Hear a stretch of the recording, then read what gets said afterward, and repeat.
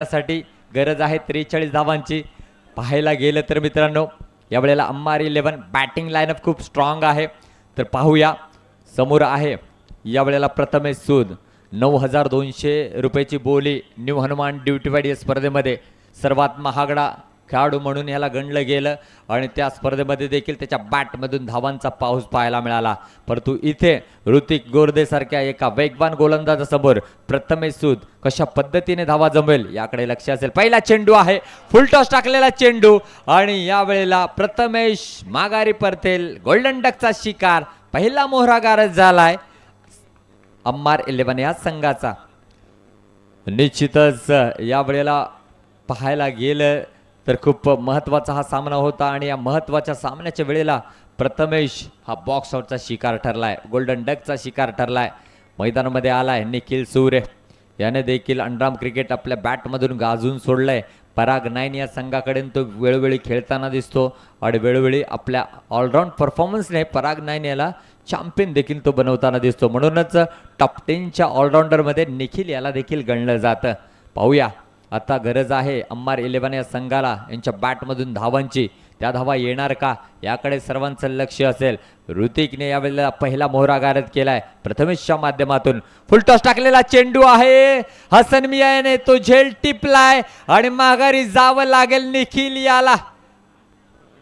जर का यावेळेला चेंडू सोडला असता तरी देखील निखिलला माघारी जावं लागलं असतं, परंतु हसन मियाने सांगितलंय मी जर का झेल टिपला तर तो प्रश्नच उद्भवणार नाही आणि झेल टिपला आणि दुसरा मोहरा गारद झालाय।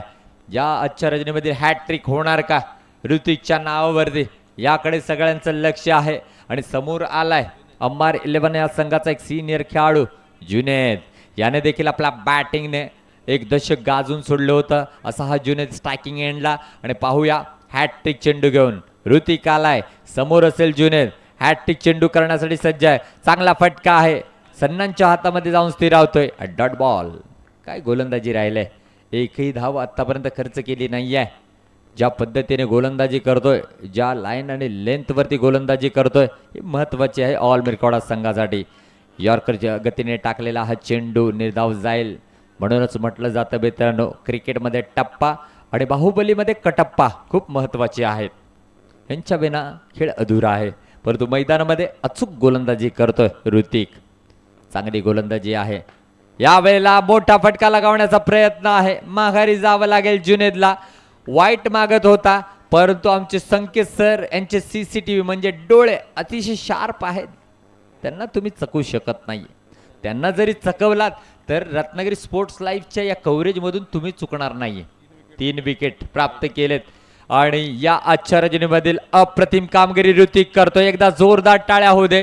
3 मोहरे गारद केले आणि निर्धाव षटक हाताळले। काय गोलंदाजी राहिले।